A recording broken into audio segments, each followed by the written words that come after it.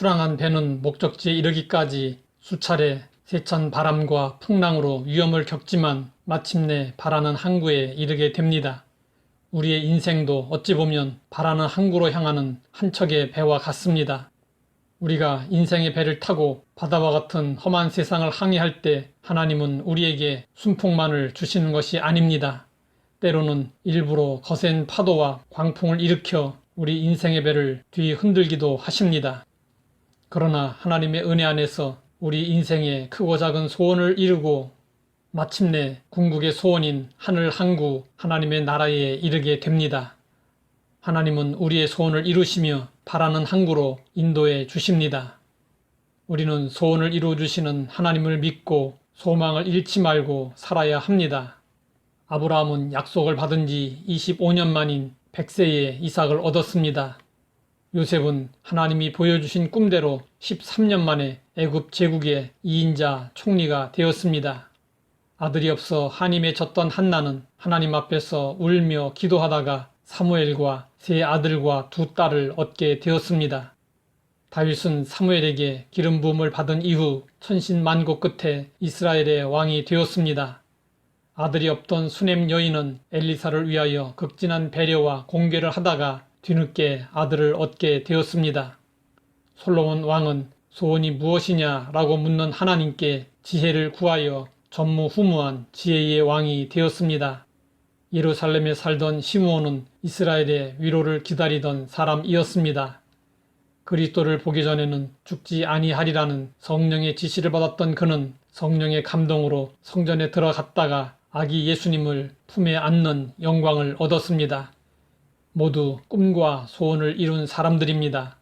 성경은 말씀하고 있습니다. 너희 안에서 행하시는 이는 하나님이시니 자기의 기쁘신 뜻을 위하여 너희에게 소원을 두고 행하게 하시나니 하나님이 주신 소원은 반드시 이루어집니다.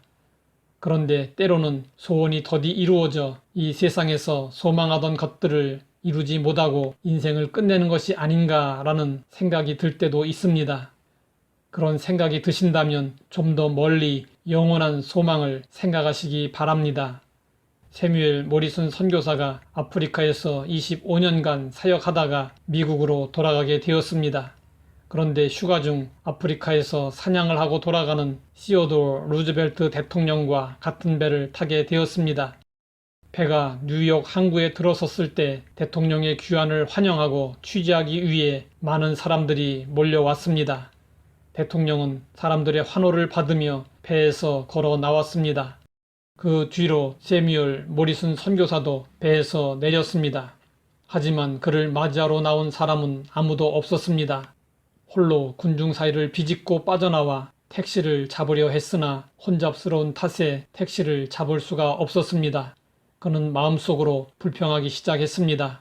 주님, 대통령은 기껏 동물을 잡으며 아프리카에서 3주 동안 머물렀을 뿐인데 이 모든 사람들이 그를 환영하기 위해 몰려들었습니다. 저는 주님께 봉사하며 제 인생 가운데 25년을 아프리카에서 보냈지만 아무도 저를 반겨주지 않고 인사를 건네기는커녕 제가 이곳에 있다는 사실조차 모르고 있습니다. 그러자 그의 마음속 조용한 곳으로부터 사랑이 넘치는 음성이 부드럽게 들려왔습니다. 사랑하는 아들아, 너는 아직 집에 돌아오지 않았잖니? 이 세상에서의 꿈이 이루어지지 않는다고 낙심하고 실망할 필요가 없습니다. 우리가 궁극적으로 가야 할 바라는 항구는 영원한 하나님의 나라, 하나님의 품입니다. 우리는 머지않아 하나님의 나라에 이르게 될 것이고 우리를 맞이하여 열리는 천국 잔치에 참여하게 될 것입니다. 하나님 아버지, 우리에게 소원을 주시고 그 바라는 항구로 인도하시니 감사합니다.